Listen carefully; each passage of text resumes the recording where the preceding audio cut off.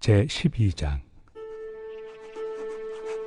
무익하나마 내가 부득불 자랑하노니 주의 환상과 계시를 말하리라. 내가 그리스도 안에 있는 한 사람을 아노니 그는 14년 전에 셋째 하늘에 이끌려 간 자라. 그가 몸 안에 있었는지 몸 밖에 있었는지 나는 모르거니와 하나님은 아시느니라. 내가 이런 사람을 아노니 그가 몸 안에 있었는지 몸 밖에 있었는지 나는 모르거니와 하나님은 아시느니라. 그가 낙원으로 이끌려가서 말로 표현할 수 없는 말을 들었으니 사람이 가히 이르지 못할 말이로다. 내가 이런 사람을 위하여 자랑하겠으나 나를 위하여는 약한 것들 외에 자랑하지 아니하리라. 내가 만일 자랑하고자 하여도 어리석은 자가 되지 아니할 것은 내가 참 말을 함이라. 그러나 누가 나를 보는 바와 내게 듣는 바에 지나치게 생각할까 두려워하여 그만두노라. 여러 계시를 받은 것이 지극히 크므로 너무 자만하지 않게 하시려고 내 육체에 가시 곧 사탄의 사자를 주셨으니 이는 나를 쳐서 너무 자만하지 않게 하려 하심이라. 이것이 내게서 떠나가게 하기 위하여 내가 3번 주께 간구하였더니 나에게 이르시기를 내 은혜가 내게 족하도다. 이는 내 능력이 약한 데서 온전하여 짐이라 하신지라. 그러므로 도리어 크게 기뻐함으로 나의 여러 약한 것들에 대하여 자랑하리니 이는 그리스도의 능력이 내게 머물게 하려 함이라. 그러므로 내가 그리스도를 위하여 약한 것들과 능력과 궁핍과 박해와 권고를 기뻐하노니 이는 내가 약한 그때에 강함이라. 내가 어리석은 자가 되었으나 너희가 억지로 시킨 것이니 나는 너희에게 칭찬을 받아야 마땅하도다. 내가 아무것도 아니나 지극히 크다는 사도들보다 조금도 부족하지 아니하리라. 사도의 표가 된 것은 내가 너희 가운데서 모든 참음과 표적과 기사와 능력을 행한 것이라. 내 자신이 너희에게 폐해를 끼치지 아니한 일밖에 다른 교회보다 부족하게 한 것이 무엇이 있느냐. 너희는 나의 이 공평하지 못한 것을 용서하라. 보라, 내가 이제 3번째 너희에게 가기를 준비하였으나 너희에게 폐해를 끼치지 아니하리라. 내가 구하는 것은 너희의 재물이 아니요 오직 너희니라. 어린아이가 부모를 위하여 재물을 저축하는 것이 아니요 부모가 어린아이를 위하여 하느니라. 내가 너희 영혼을 위하여 크게 기뻐함으로 재물을 사용하고 또 내 자신까지도 내어주리니 너희를 더욱 사랑할수록 나는 사랑을 덜 받겠느냐. 하여간 어떤 이의 말이 내가 너희에게 짐을 지우지는 아니하였을지라도 교활한 자가 되어 너희를 속임수로 취하였다 하니 내가 너희에게 보낸 자 중에 누구로 너희의 이득을 취하더냐. 내가 디도를 권하고 함께 한 형제를 보내었으니 디도가 너희의 이득을 취하더냐. 우리가 동일한 성령으로 행하지 아니하더냐. 동일한 보조로 하지 아니하더냐. 너희는 이때까지 우리가 자기 변명을 하는 줄로 생각하는구나.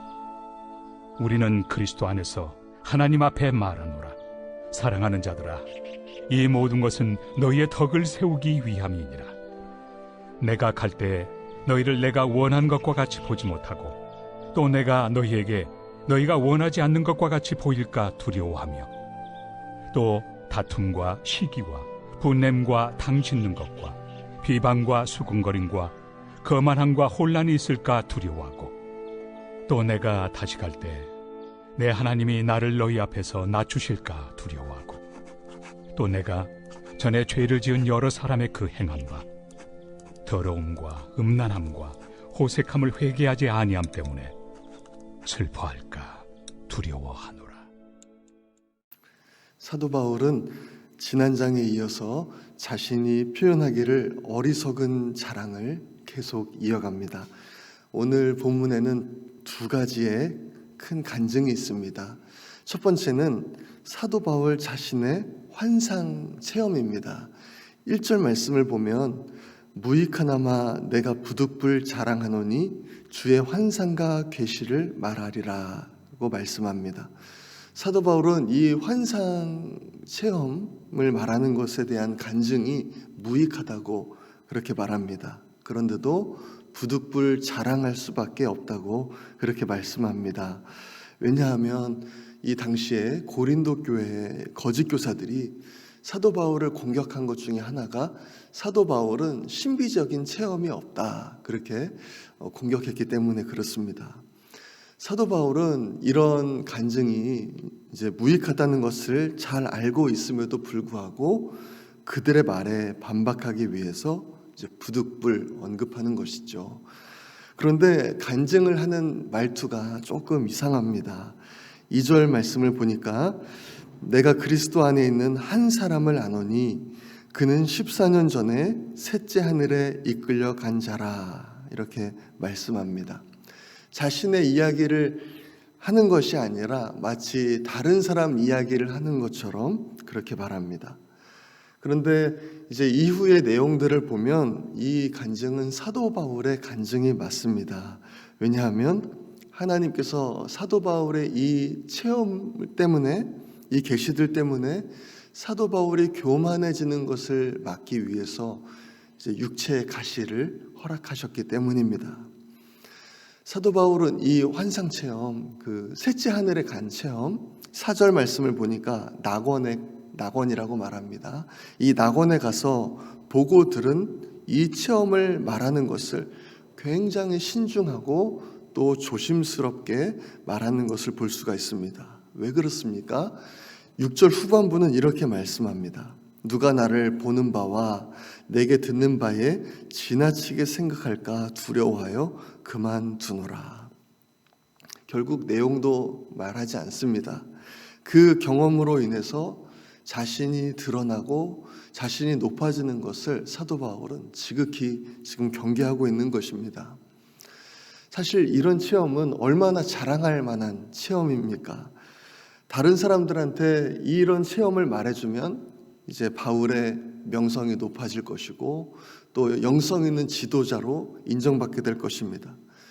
이 간증을 교회에서 말한다면 이제 이 간증을 통해서 믿지 않는 사람들이 교회에 몰려올 수도 있고 또 교회가 더욱 부흥할 수도 있었을 것입니다. 하지만 사도 바울은 이 간증을 말하고 다니지 않았습니다.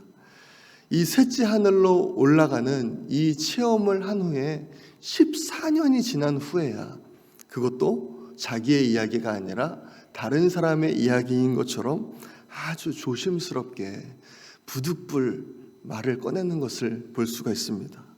하나님께서 말하라고 하신 체험이 아니었고 또 자칫 하나님보다 자신이 더 드러나고 영광을 받게 될까 두려워했기 때문입니다. 이것이 첫 번째 간증이었고요. 두 번째 간증을 이제 이어서 합니다. 이번에는 이제 다른 사람의 이야기를 하는 것처럼 말하는 것이 아니고 자신의 이야기라고 하면서 말을 합니다. 그런데 이 간증은요, 영광스러워 보이지가 않습니다. 왜냐하면 자신에게 육체의 질병이 있는데 그것이 사탄의 사자라고 할 만큼 아주 끔찍한 육체의 질병인데, 그런데 그것을 위해서 기도했는데 하나님이 거절하셨다. 그 간증하는 거거든요. 절대로 영광스러운 간증이 아닙니다. 이 사도 바울에게는요, 육체에 가시가 있었습니다. 그 가시는 조그만 것이 아니었습니다. 사역 전체를 흔들 만한 그 심각한 것이었습니다. 이제 앞으로 갈라디아서를 보게 되겠지만 갈라디아서 4장에 보니까 이 육체의 가시는 갈라디아 성도들을 시험에 들게 할 만한 그런 가시였습니다. 사도 바울도 이것을요, 사탄의 사자라고 부릅니다. 그 정도로 심각한 것이었다는 거죠. 어떤 학자들은 이것이 무엇인가 이렇게 말하면서 이 다메섹에서 사도 바울이 예수님 만날 때 그 비춘 강렬한 빛 때문에 생긴 안질이다, 그렇게 말하는 학자들도 있고요. 또 어떤 학자들은 그 당시에 이 사탄이 일으키는 질병 대표적인 것이 간질이었기 때문에 이 사도 바울에게 간질이 있었을 것이다 라고 말하는 학자들도 있습니다. 이 말을 그냥 그대로 받아들인다면, 진짜 사도 바울에게 간질이 있었다면 이 귀신을 내쫓는 권능을 가진 이 사도 바울에게 또 한편으로는 이 귀신이 들린 것처럼 보이는 치명적인 그런 질병이 있었다는 것입니다. 사도 바울은요, 이 자신의 가시를 없애달라고 기도했습니다. 그것도 3번이나 간절하게 하나님 앞에 기도했습니다. 그런데 바울에게 돌아온 것은 거절이었습니다. 그 이유는요, 이것이 하나님의 은혜라는 것이죠. 이 약함을 통해서 그 하나님의 능력이 자신 속에 거할 수 있게 되었다. 하나님 그렇게 말씀하셨다는 것입니다. 9절은 이렇게 말씀합니다. 나에게 이르시기를 내 은혜가 내게 족하도다. 이는 내 능력이 약한 데서 온전하여짐이라 하신지라. 그러므로 도리어 크게 기뻐함으로 나의 여러 약한 것들에 대하여 자랑하리니 이는 그리스도의 능력이 내게 머물게 하려 함이라. 여기서 약함은 이 약함 그 자체, 그 사도 바울이 겪고 있는 그 육체의 가시 그 자체를 말하는 것이 아니고 자신이 약하다는 것을 인정하는 것을 말합니다. 자신의 능력을 의지하는 것을 이제 버리고 자신의 약함을 인정하는 거죠. 하나님, 나는 하나님의 도움이 간절히 필요합니다. 나 스스로 할 수 없습니다. 이렇게 나아갈 때 우리에게 약점이 있지만 그 약점을 인정하고 하나님의 도우심을 간절히 의지할 때 하나님의 능력을 체험하게 되는 것이죠.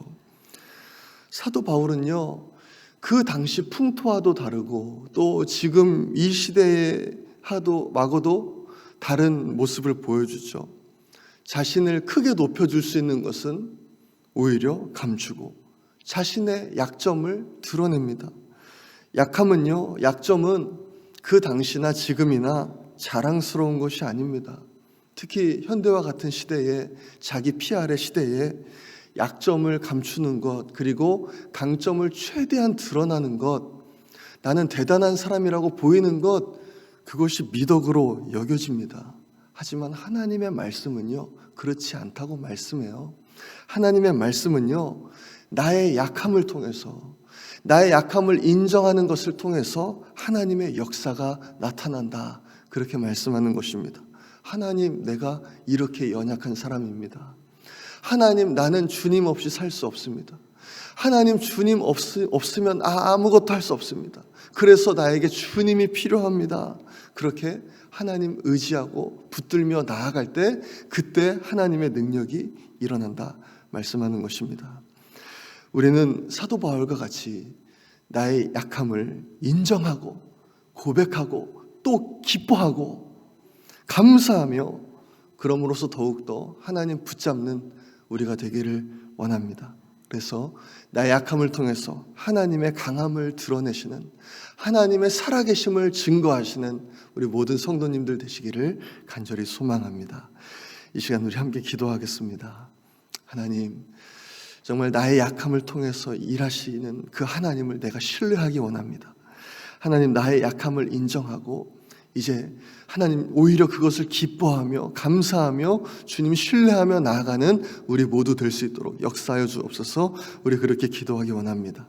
어려움을 겪고 있는 성도님들과 또 환우들 위해서 기도해 주시고 온 성도님들에게 구령의 열정을 주셔서 전도에 힘쓰게 하시고 많은 영혼을 구원해 주시도록 기도합니다. 미국과 한국 안에 있는 반성경적인 요소들을 제거해 주시고 오직 말씀으로 돌아갈 수 있도록 우리 주여 한번 외치고 기도하겠습니다. 주여